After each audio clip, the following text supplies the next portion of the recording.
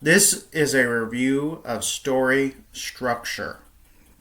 I was heavily inspired by the misinterpretations of the new Halloween trilogy.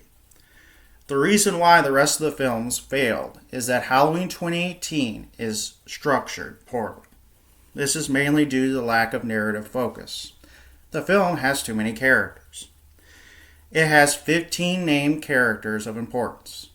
Then it has a number of no-name characters and references to characters in other films. All these characters condensed into a 1 hour and 46-minute runtime. You wonder why most of them barely have a personality. Some of the screen time is 10 minutes at most. People seriously think Halloween Kills was a different sort of film than Halloween 2018. Halloween Kills is just tonally completely schlock. I never thought it was ever going to be anything but schlock as soon as I got 5 or 10 minutes in. It doesn't have the tone shifts that Halloween 2018 does. It's just Friday the 13th Part 6, but a Halloween movie. Of course, Part 6 is self-aware of what it's doing, whereas Halloween 2018 and Kills thinks this is normal for a serious franchise like Halloween, especially a sequel to the extremely serious original Halloween. When Jason is resurrected in Part 6, did anyone in the audience think, this is a serious horror film? You knew what you were getting into immediately after the first 10 minutes. Halloween 2018 is the perfect example of film made by people who don't understand the original. Yeah, Halloween 3 pissed people off. Not because it was lacking Michael Myers, but mainly due to it not being a good replacement. If it were a horror masterpiece, no one would care. Halloween 3 has a ton of atmosphere, but when you actually look at its plot and characters, it falls short. The plot is convoluted and the bad guy is one-dimensional. I'm guessing the robots are an homage to Westworld, just like the first Halloween also homages parts of that film. They replace the female lead with a robot somewhere around the end. They have no reason to replace her with a robot because their escape wasn't a part of their plan. The female robot helps the protagonist fuck shit up and only turns on him after they fully escape. If she was a robot the whole time, it makes even less sense. Also, the song constantly on repeat is the most annoying and painful thing about the film. Technically, the original Halloween is part of this trilogy, so Halloween Ends is technically Halloween 4.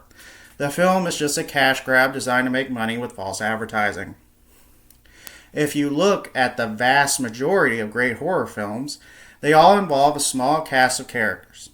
Less is more is the correct story structure for horror. Suspense, tension, and characterization are created by having downtime.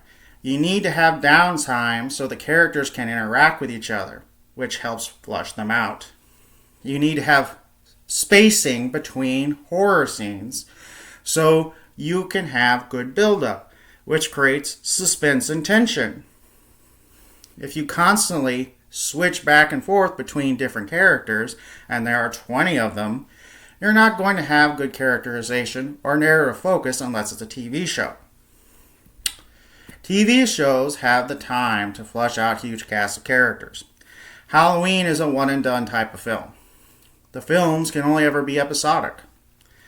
The H2O timeline felt natural because it was episodic and was completely accidental. I'd argue that Halloween 2 is the best stepping stone for all the other sequels. It's much easier to understand Laurie's motivation, her paranoia about Michael, if Halloween 2018 was a sequel to Halloween 2. Villains drive the plot unless your hero is the proactive type. If you have an aimless villain, you have an aimless plot. It's better to pick one thing and not constantly switch back and forth between two different things or themes. only because you can't make up your mind most of the time. You show a person's face if you want to humanize them. You also don't show them having superhuman strength. Halloween 2018 humanizes Michael and unhumanizes him at the same time, showing his face a lot. I mean, incredibly a lot. And also giving him superhuman strength. Also, fans completely misinterpret the meaning of motive. A motive is a reason for doing something, specifically one that is hidden or not obvious. Halloween 2 gives us a target, not a motive. Motives are complex and typically have actual reasoning behind them. Michael is a creature of the id, or the unconscious mind. The unconscious holds the instinctual drive of the id. The id is unconscious by definition.